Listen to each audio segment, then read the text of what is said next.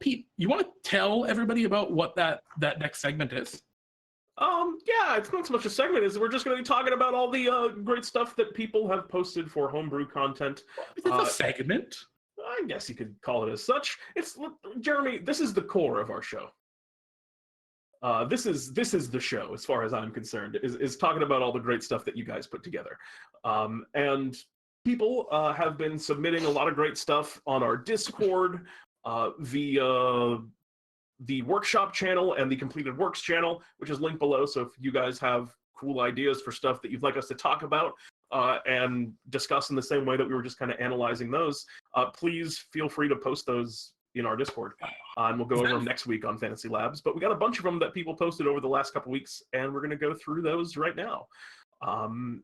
And yeah, like Zenfrox was asking in the chat, oh my God, when I submit stuff, I got tons of stuff to show off. Well, like Pete was just saying, we have our Discord. You can get there, dndtime.stream, #Discord.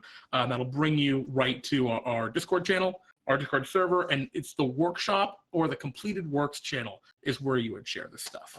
And just for clarity, the workshop is for stuff that you're still kind of hashing through, and the completed works naturally is for stuff that is, you think's polished and ready to go. So Absolutely. The first couple things we're going to be looking at here are from Frog, and those were posted in completed works. So these are really polished stuff we got here. The first one is a Pixie race option, which I'm excited to get into. I know that Frog is as big of a fan as the of the Feywild as myself. So I'm looking forward to seeing how you interpreted the Pixie. Yeah, so I've cracked this boy open here. Let's start with the ability scores: a +1 charisma, +1 dexterity, and +1 wisdom. It's an interesting combo you're throwing together here. 3 primary stats with all +1s. It's kind of going the Triton direction. It's fine though. I see there's no real issue with it. Indeed. It's age is normal, reaching it makes sense. And do not die except from a wound or disease. All right. Alignment. Almost all pixies are good with chaotic ideals of freedom. Having fun, enjoying life are typically at the forefront of their desires. That makes sense from my understanding of pixies. Also, well written. I don't know if you pilfered that text from other race options, which is what we frequently do with our race options for inspiration, but very well written there. Indeed. Size. Due to the splendid magical environments, the pixies who stray far from the Feywilds reside in, their size is larger than that of the average pixie. Your size is small. Interesting. Okay. I think that was a very cool direction to go for. A 25-foot fly speed. And a 25-foot speed. And that was to get around size requirements. Yeah, there are issues with being a tiny creature in 5th edition D&D, just mechanically how it could possibly work. Zenfrox, unless you submit yourself to the Lich's Lair, which is our exhaust or our what do we want to call Lich's Lair, Pete? It's a more rigorous review. This is very much just a friendly overview. The whole point here, constructive and positive criticism, because we all want to become better as a group. I mean, I can tell you already, I have learned a lot just from the homebrew I've seen from you guys, right? It's not just one way. It's not Pete and I telling you guys how to do things or what to do. It's also you guys showing us awesome stuff and like seeing stuff like that, a little alignment text here, right? Or Frog's justification, right, for why they're larger than your classic Feywild pixies. That's really cool. That's like, wow, that's a really awesome way to justify the pixies being a actually playable race for 5th edition D&D. And I love seeing stuff. Jeremy, I came up with a way to do large creatures that I was actually really proud with, and I think it's pretty. I don't know if the word is elegant for it, but ready for this feature? Because what Frog did there, saying it's not a tiny creature, is very elegant. I like that. Go ahead, Pete. Go ahead. We can take a sidebar. This is a sidebar. Your size is medium. I gave them a size of medium for a large creature that I was putting together. I was making like a playable giant that would have been large. And for their feature, I gave them large-sized. You take up space as if you were a large creature. Ooh, you know Right? what, Pete? You know what? Right? That actually works Yeah, it does. really I don't know well. I don't know if I would call it elegant. You bastard, you. It's very hacky. I love it. But it Simple. works. I was pretty proud of that little bit of ingenuity. But anyway, I'm sorry, I've gotten distracted. Let's keep talking. So, Fey, your creature type is Fey rather than humanoid. This is a feature we saw on the Centaur from Guildmaster's Guide to Ravnica. A perfect addition for a Pixie. And then combat reserved. You're not good with direct fighting, preferring distance if at all possible. When you're within 5 feet of a hostile creature, other than your allies, you have disadvantage on all attack rolls and strength, athletics, and dexterity, acrobatics skill checks. Interesting. That's a pretty significant. It's a pretty substantial drawback. I have to assume that's also because you've given them something very good later on, which I, in a design sense, usually like to avoid those kind of like justice scales style of balance. Well, but let's get through the whole thing before we come out. I was gonna say, just beyond that, one thing to consider is that's definitely your take on the Pixie, and I totally respect that and I get that. But keep in mind that if you're making homebrew for other players might be really into the concept of running around like they're crazy barbarian Pixie. They might like be really into that concept. They might want to be their axe wielding psycho Pixie, and that might be the fun they want to have. So I mean, I would consider maybe dialing this back or removing it if you can. Would be my recommendation. Axe wielding psycho Pixie is my favorite all girl punk band. Yeah, it's great. In tune to nature. And I agree. That's a really good point. You're proficiency with the nature skill. I dig. Yeah. Gossamer wings. You have beautiful gossamer wings made of sylvan magic. Oh, these are made of magic. You have fly speed of 25 feet while not wearing medium or heavy armor. Ooh, medium too. Okay. When flying, you produce a sprinkling of pixie dust, only usable by pixies. Oh, but usable. You have the feather fall effect as long as you're not incapacitated. Yeah, I mean, actually, I like this a lot. I like you're under the effects. I think you want to say you're under the effects of the feather fall spell as long as you're not incapacitated or something more like that. And just reread Featherfall to make sure that doesn't because you don't want a thing where you have to Featherfall. Probably. Yeah, and I see just otherness was saying maybe the natural fly speed is a drawback. Yeah, flight is really powerful. There's no question about it. It is a very slow fly speed at 25 feet. And you can't wear the heavy or medium armor, which is, I think, akin to the Aarakocra, that are actually now officially published in Matt Mercer's Explorer's Guide to Wildemount. They're officially published in a real book now, for real. But they were in Elemental Evil. Yeah, but that was a player companion. It was only ever released as PDF, I think, or the quick paperback thing in the Elemental Evil book. Yeah, I guess so. Funky, right? We're official boys, bird boys. But anyway, I was just gonna say Gossamer Wings, very good feature here. I like this a lot. The next feature, good way, but agreed. Agreed. The next feature, magical resistance. You advantage on saving throws against spells and other magical effects. Oh my! That's really good. Saying maybe that was the thing that the drawback was for. I assume that this is the thing that the drawback was for. That is a massive feature. And I mean, it's really good. I get it because Fae do. I mean, Pixies in the monster manual have that. I think, and we have another feature, Pixie Dust, right? You can use Pixie Dust like any other Pixie. At third level, you can bestow the fly speed of your gossamer wings on a smaller creature until the end of your next turn, using your Pixie Dust as a substitute for the material components. I guess this is the intent of the fly spell, but that wasn't super clear. And once you use the ability, you cannot use it again until you complete a short or long rest. So the idea is once per short rest, you can give a creature a fly speed for a turn, I think. It has to be a creature that's not using medium or heavy armor as well. Yeah. Because it's like your fly speed. So I think the takeaway here, Frog, I like this a lot, actually. We get the Druid Calf cantrip as well.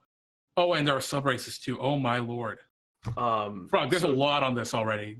You're going to need to dial some stuff back a bit. There's too much. So you can...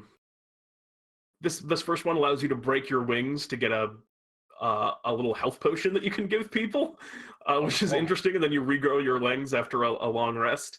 And then you gain a part of the Druidcraft cantrip. Oh, wait. when you cast the Druid Craft cantrip, you can add granulates of sugar to the things that you create. That's cute. Yeah, so that's not too crazy. Sacrificing flight for a heal, like, it's just a lot is the problem at this point. There's a lot that this race gets. Cloud Pixie, Misty Wings. In addition to the effects of your customer, you can use an action to create a 10-foot radius, 10-foot high cylinder of fog centered on yourself. Spreads around corners, and the area is heavily obscured. You can see through this fog as if it were not obscured. That is really powerful frog. That's very busted. Yeah, that's really good. Heavily obscured, everyone else out for you. That basically gives you that basically is Double like giving you a cloak of displacement. Oh, it's like having Devil Sight and Darkness. You know, it's the classic Warlock power move, except you get it for free as one action on a raid. Yeah, that's too strong, my dude. So anyway, there's a lot of, and it seems like for the Glittering Wings, you can cast the Light Cantrip on your wings. And then it also stacks any creature that enters the area are under the effects of Fairy Fire. That's really good as well.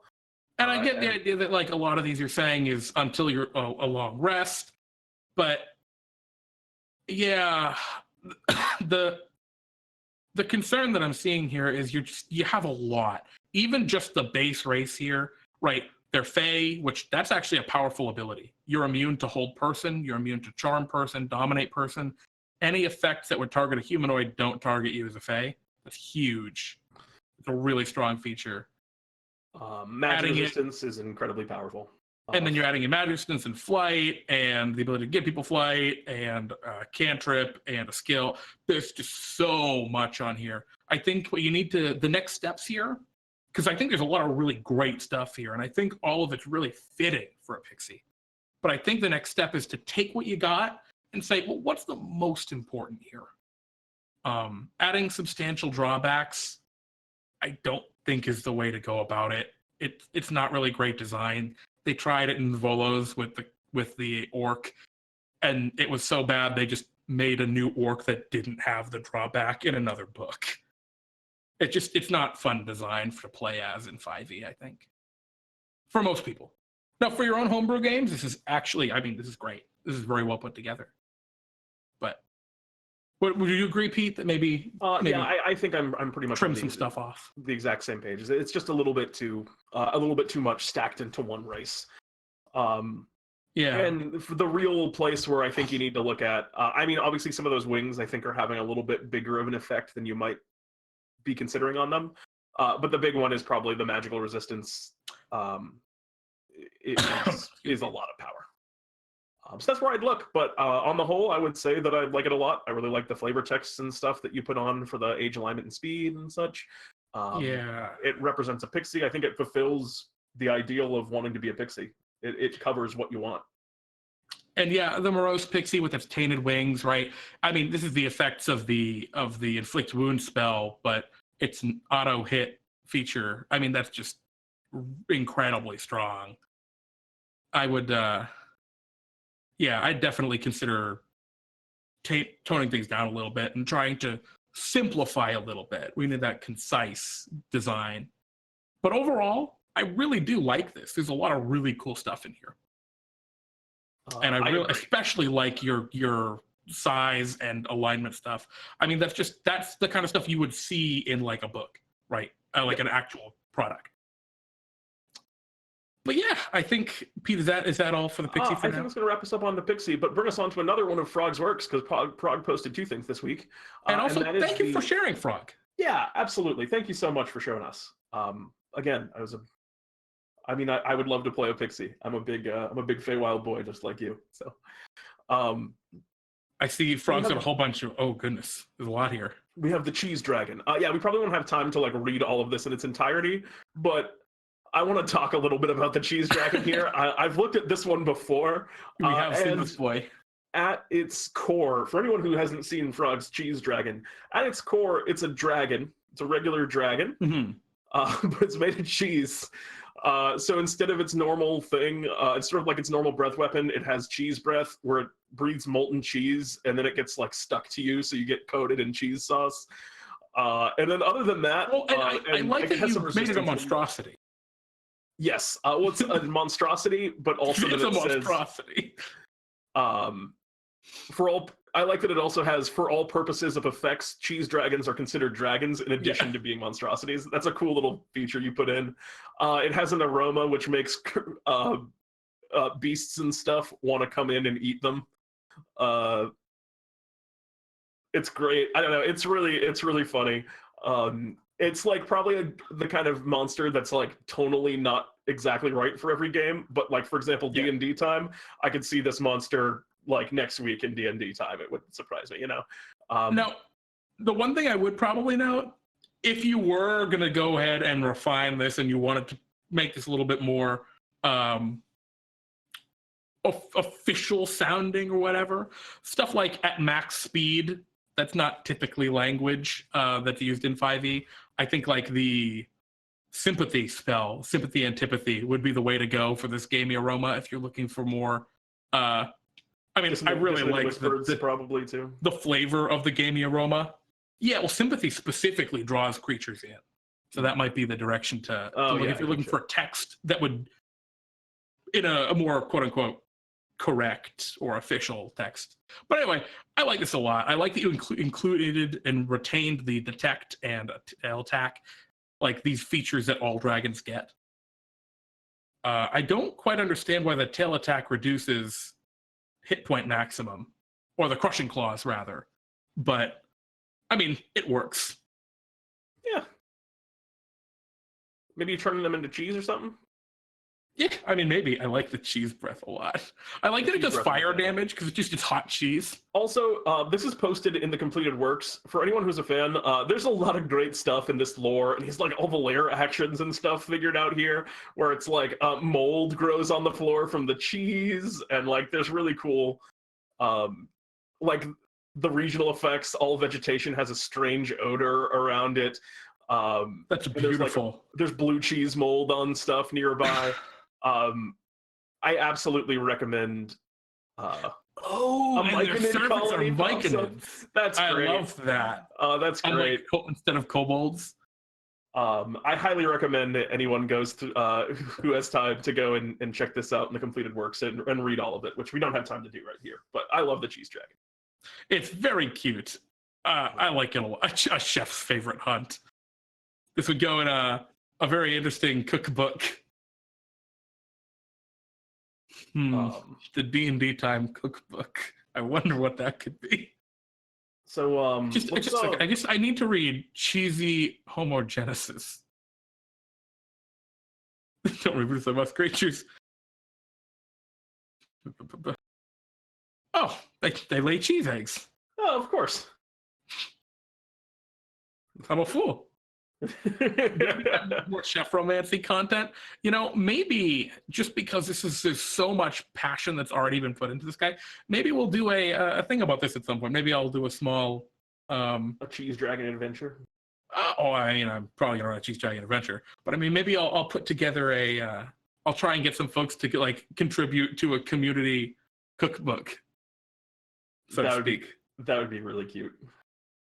Because I mean, that is just the perfect example for it. Thank you again, Frog, for sharing. It's very cute. And you can find this, like you said. I better be in a cheese dragon adventure. That will absolutely be true. Oh yeah. Actually, Frog, I figured you'd enjoy more watching the cheese dragon adventure. No, I'm just kidding. Pete, let's bring us on to our next item from Sword. The Blunt Statement is the name of the item. It's sort of still hanging out too. Great. It is a fabled. Or an uncommon item. I just got so used to our nomenclature from D&D time that I forget that there's other words. An uncommon cudgel that requires attunement. A crude cudgel crafted in a similar style to a bat as if it were split down the center. Create a completely flat side. It seems to magically respond to blunt remarks, causing it to increase in size. Possessing all the properties of the club, the simple weapon magically enlarges twice its size and damage. 1d8 if the player makes a blunt remark or statement before attacking, but will otherwise be treated as a single-handed weapon.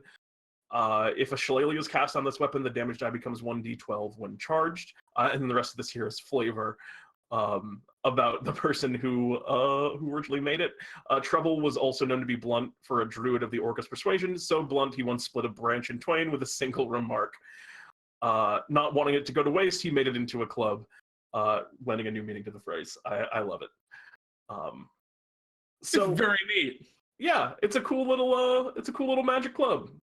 Obviously, there's probably some wordsmithing that could probably go for the mechanics on how the damage die changes. Interesting because it's treated as a single-handed weapon otherwise, but does that mean sometimes it's not treated as a single-handed weapon? I think he's saying sometimes where it's two-handed. I think he's saying that even though it becomes bigger, it's still a one because he's saying it gets bigger. It's still a one-handed weapon. Yeah. Well, thank you for sharing, Sword. This is definitely the kind of thing that would fit very, very well in Bartholomew's big bag for D&D time. Absolutely. I mean, I think you could even see this in a game. There's some obviously there's cleanup that you would need to do, but I could see this. I could see this working pretty well as a club that gets bitter and doesn't attack. Bigger and does a big attack. I had a bow once that didn't attack. Anyway. That's the blunt statement. Also, the tiny teleportations to Taco by V Bunny. I don't know if V Bunny's still hanging, but this is V Bunny. If you're still here, we're about to talk about your teleportation taco. It's an item. My apologies. Yeah. A wondrous item. I thought this was a spell for some reason. I don't know why an object would be a spell. It's an uncommon, wondrous item. This tiny taco comes in two varieties: hard and soft shell, but both glow eerily while holding the taco. Okay. Perfect amount of flavor text. It gives you all you need to know about this teleportation taco right there. True. Let me continue the mechanics. You can use a bonus action to teleport 5 feet away from your current location in any direction. Additionally, you can eat the taco, gaining the ability to teleport 5 feet away from your current location in any direction as a bonus action permanently, but you must be attuned to the taco before eating it to gain these benefits. Eating the taco while attuned does not unattune the taco from yourself, and it provides enough nourishment to sustain a creature for 1 day. I don't fully get it. Taco. No, this works, Pete. Here's the idea. You attune to the taco. Yes. Right? You eat the taco. Now you can always teleport. But you don't have to be attuned to the taco in your digestive system. You're just permanently attuned to the taco. Well, the thing I don't get is why it's a teleportation taco. I guess it's just Tom's tiny teleportation taco, and that's all I need to know. There was a great wizard, Tom, who had a tiny teleportation taco. Yeah. I love it. It's cute. It works. A conjuration wizard who loves tacos. It's goofy. Another one that would feel right at home in the lands of D&D time. I think there are a lot of players who would kill for a Tom's tiny teleportation taco in the lands of D&D time. Pete, this next one's a monster? Yeah, this one's pretty dark. It's called the kindergarten. So yeah, so I'm gonna for those that are maybe a little bit on the more squeamish side, I'll summarize what it is, which is sort of it's sort of a big pile of kid ghosts in one big monster.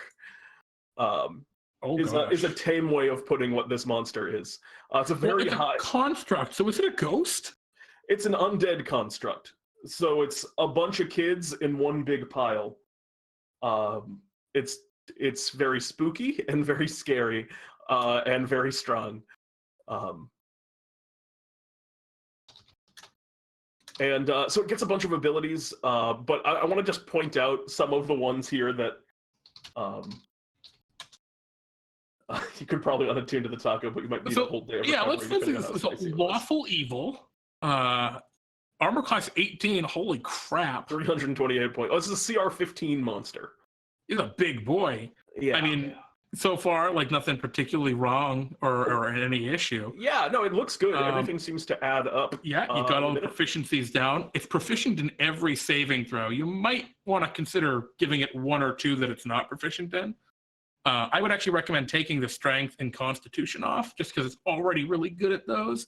Making it incredible might, I'm just saying, if it has some sort of a weak point. Yeah, it's nice to. I mean, usually you want at least one thing that players can be find the one that they're bad at.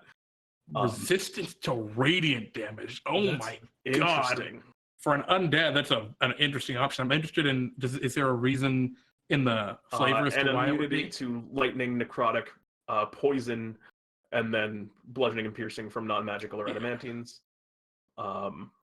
Which I should dig be those. Yep, that works.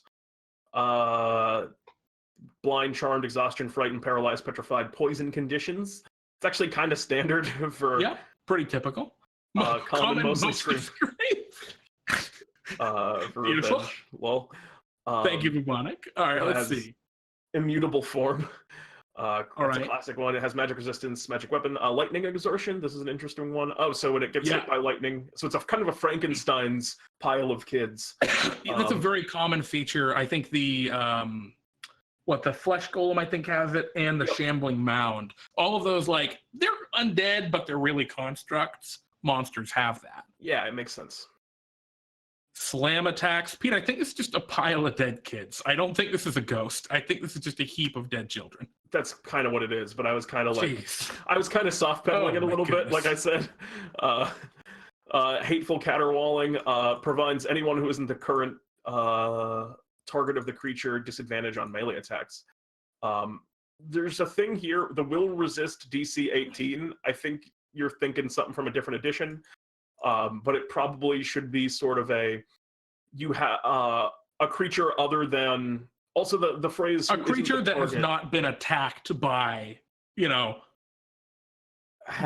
kindergarten has disadvantage on attack rolls and succeeds on a DC which I save. get the flavor of it. It's like you maybe? don't want to hit this pile of kids until it's actually killing you. And it makes sense to me, but there's also should probably be like a once you succeed, you ignore it for 24 hours kind of stipulation on it. Yeah, and the same kind of goes this degeneration. I think the idea here is when you hit the kindergarten and you have to roll a save or lose 1d4 years of your age. Oh my God, that's terrifying. That might be a little too lax for 5th edition, but I don't know. What's life absorption? When the target's age drops below child on the career list, so make a Constitution save or be absorbed. Oh God. Every year below 10 provides a +1 to the DC. Oh geez.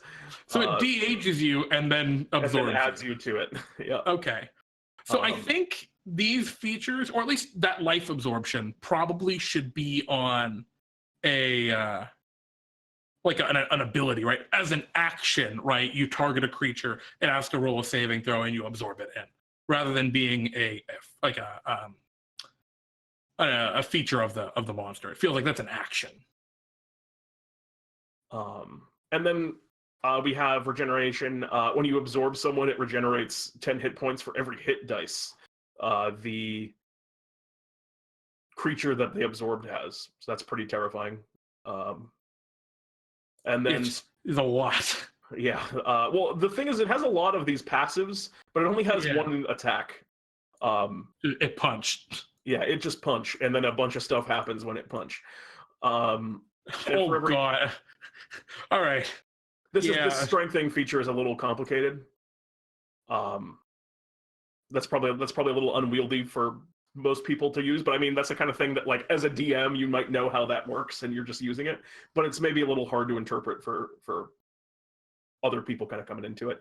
Yeah, there just seems to be a lot going on here. I think maybe if we could take it and dial it back to a little simpler form, in 3rd edition, which I think like things like the will save are coming from, or the will resist. And I want to talk about this one more commonplace. I want to talk about not the whole description, but the final sentence of it, which is, woe betide the group of would-be heroes who ignore that burning orphanage to save someone or something that they deem more important. That's a pretty funny flavor text. So I can tell this is the Dungeon Master has put a burning orphanage in front of the player, and the player said, "No, I'm going to do something else." And this tells a story of a campaign right here, from a meta perspective in a lot of ways. But that's the kindergarten. I think it's cute.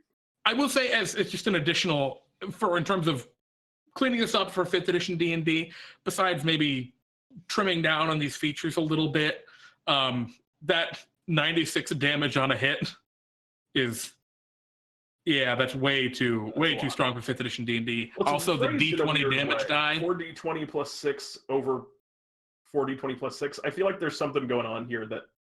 Yeah, well, typically, the damage die of a monster is based on its size. So being a huge creature, its damage die on its melee attacks would be a D12. So I'd recommend changing these to D12s and maybe not being that much damage.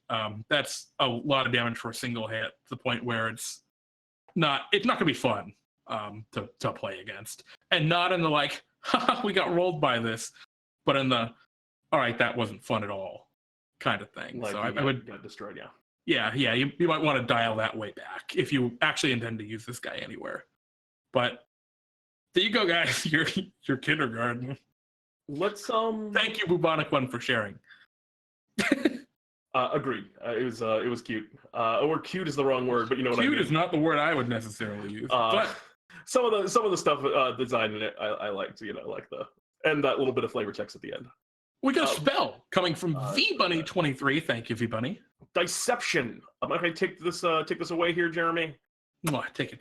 You make yourself and up to 5 creatures within range identical disguises which are indistinguishable from each other, and the creature they represent, which appear in your hands as clothing you and the creatures you select can wear over your armor. So you make a bunch of magical clothes. A creature may use their bonus action on their turn to put on or take off the disguise. While wearing the disguise,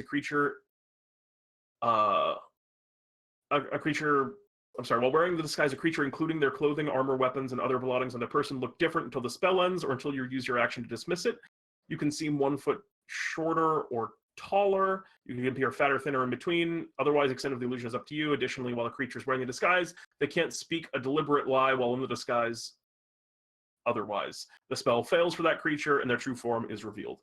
Okay, so let's recap that. So what I'm getting is, you make 6 disguises that you and your party all wear to look exactly the same, and they function like disguise self. Is that right? This looks like the seeming spell, but with the... And I think this is the seeming spell. I think a lot of this text is from the seeming spell. Or it might be from the disguise self spell, but basically this accomplishes what the 6th level or 5th level seeming spell does, but with the caveat that you're not allowed to lie. Huh.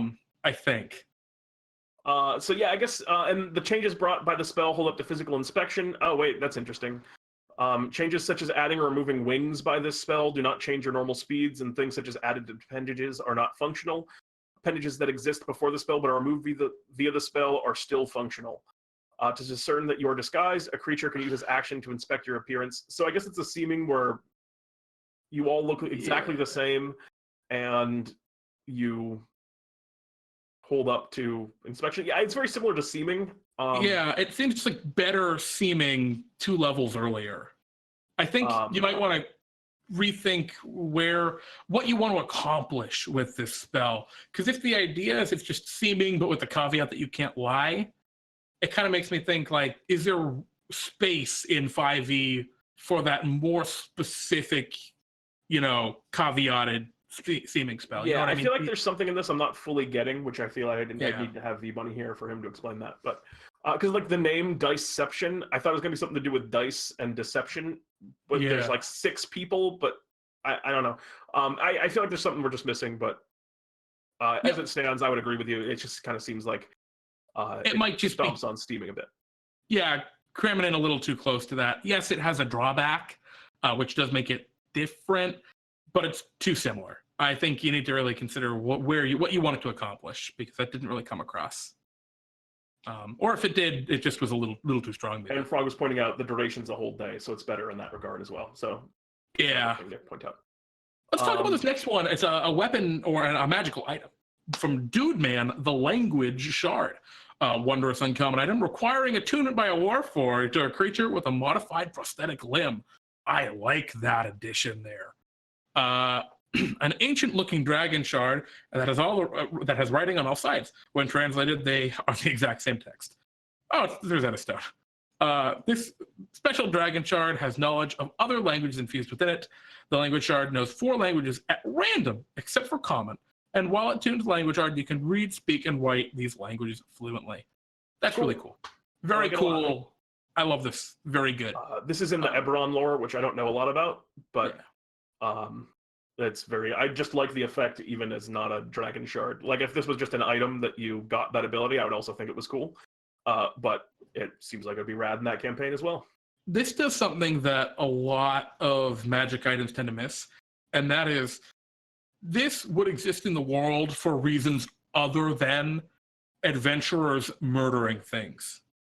And that's really cool. This is something that like a culture or a society would want and would make for purposes other than destroying things. So I just like it for that reason. I think excellent addition to most games. Agreed. Thank you for sharing, dude, man. The next thing was Idola from Prague. I don't have a link here, and I don't have it on the screen. Just a quick summary. Prague made a really cool like god from their own kind of pantheon that tied into their Dollbound lore and posted it in the chat. It was cool, and I recommend reading it. I read through it, and it was sort of about like almost like a Dollbound death god of sorts, and also not just for Dollbound. I think it can also apply to other like constructed races and things like that. Idola being taken obviously from Idol. It was really cool, and I could see people getting into it. I recommend another thing that I recommend you guys check out and read a little bit more on if you're interested in that in the Discord. But I wanted to say, just make sure we took the time to acknowledge it, even though there's not like mechanics for us to talk about in it. It's just cool flavor, and I appreciate you sharing it with us, Frog.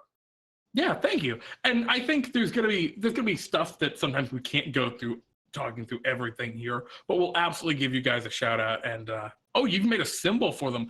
I really like that, including a symbol for your deity. That I think just gives it that little bit of extra legitimacy. You know what I mean? Of like, this is something that as a player I can latch onto and be like, yes, I have this, this symbol, right? As part of my, equipment or what have you. Agreed. I really like it. Frog also submitted the Black Bow of Vorn. Excellent name. Very rare magic weapon, a longbow.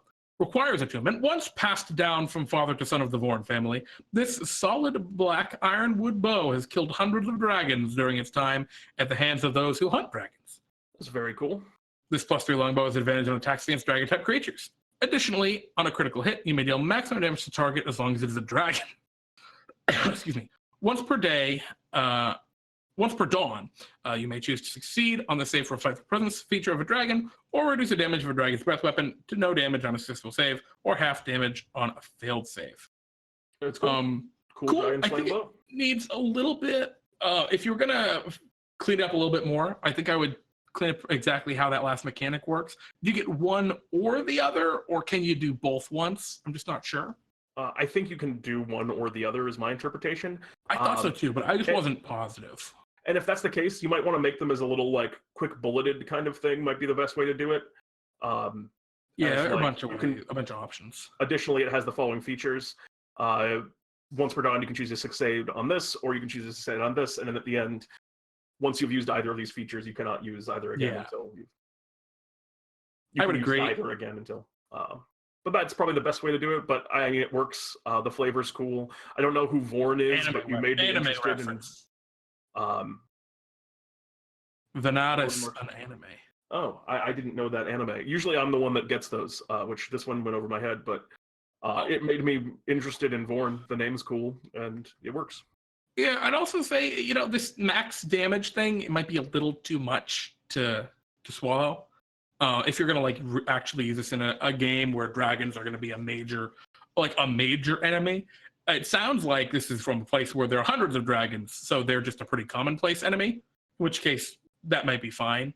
But in a typical D&D game where the ancient dragon is the pinnacle enemy you might fight, I don't know, being able to auto deal max damage on a crit is kind of, you're going to just kill the dragon. It might be in one hit and the battle's over. It might be in the legendary range at that point. Especially if this is on a rogue, because I assume you're thinking this on a ranger, but you put this on a rogue with sneak attack, and then you get your or a paladin. Oh, I guess you can't smite with a paladin. Another good one, but it's not a bow; it's a bow. I guess you could just melee attack with this. I would just bludgeon them with the bow. At that point, long bowing and then getting that sneak attack and. Yeah, there's some funkiness, I guess, just what to consider. It's just really good, and maybe the answer to that is just toss it up to legendary and color a day. I mean, Yeah, but even at legendary, the potential for it to just it's just campaign dependent, you know. yeah, gimp a dramatic encounter is what I'd be worried about. It's very good is the bottom line. Yeah. Yeah, prehensile beard. Okay, Lance. Prehensile beard. Thank you. This is from Reflected 10.8. The prehensile beard says, you can grasp things with your beard. It has a reach of 5 feet. It can lift a number of pounds equal to 5 times your strength score. You can use it to do the following simple tasks: lift, drop, hold, push, or pull an object or a creature, open or close a door or a container, grapple someone, or make an unarmed strike. Your DM might allow other simple tasks to add to that list of options. Your beard can't wield weapons or shields, or can't do anything that requires manual precision, such as using tools or magic items or performing somatic components with spells. Oh, God. While growing this beard. I don't know what to say. It's like, it doesn't have I don't know if I missed it. It's not an item. This isn't an item. It's your beard. I think it's important to note. That's why it's a feature. Yeah. That's why he didn't give it a rarity. This is a feature for a dwarf. For Lance.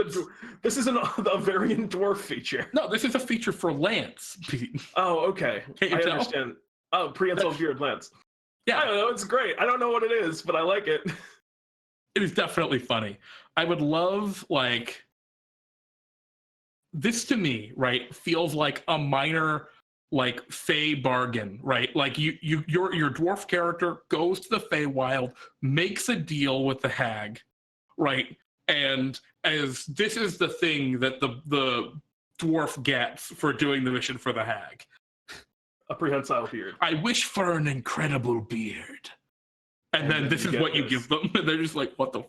If that scenario ever comes up in one of my games, that is what I will give them, undeniably. Thank you very much for sharing, Lance. Thanks, Lance. And that runs us through everything that we have for today. Make it a bottled blessing. Oh, God. I mean, he's right. Well, fuck. I mean, he's right. I see. Just figure out a subclass you want to make. Well, make sure beardomancy. Oh no. Well, if you ever end up making that, here's the place to post it. We'll talk about it on the stream. Yeah, and also I noticed Adrenate says, Adrenate, I am so sorry if I'm pronouncing your name wrong, Adrenate. By the way, welcome. And yeah, no, Grog would love this, and I bet any dwarf character would love the prehensile beard. Indeed. But let us... God, the beardomancy. Oh, boy. We're going to wrap up on that note. I appreciate everyone hanging out tonight. This was a lot of fun. We had some cool stuff that we went over tonight. Yeah, of course. But a lot. We got a lot done tonight. Went through all of the Unearthed Arcana, all the Echo Knight, Chronoturgist, and Graviturgist, and now all this stuff as well, the miscellaneous that you guys put in. Thank you all again so much for contributing your ideas for us to look at and discuss. There was a lot of really cool stuff in there. And I had a lot of fun talking about it. Absolutely. I love seeing just the, like, unbridled passion and excitement that you guys can come up with for these kind of things. They're very inspiring. Edwin, I see you're looking for our Discord link. You can find that right there. dndtime.stream #Discord will bring you right to our Discord server. And it'll also bring you to our website, dndtime.stream, so maybe check that out. And of course, welcome. Thank you guys again. We love you all.